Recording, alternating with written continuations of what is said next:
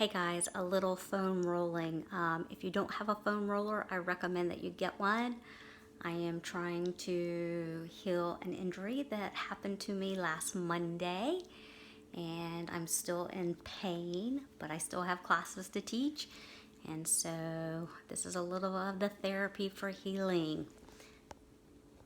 So, let's see if I can get this straight. So, I was doing my squats last week in class and something popped on my right glute.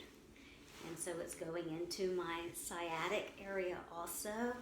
So pain and numbness at the same time, and it's hurting even with some of my stretches.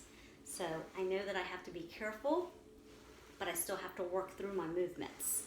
And so this gets a little deeper into the muscle fibers and wakes up the nerves, which helps your healing process.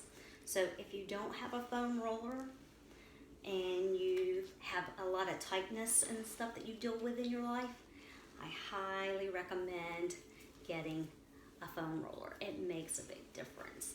And it's just a couple of minutes, to begin with. Like if you have areas and your muscles are tight, like my quads are tight, and along with my hamstrings. And so you feel those muscles talking to you as soon as you get on the roller. Kind of like a little bit of bruising, but that's your body telling you, hey, yeah, we got to roll it out and help it out. So just wanted to share a little bit of that with you. And yes, this is at the moment no makeup going on. Taking it easy on this Monday morning.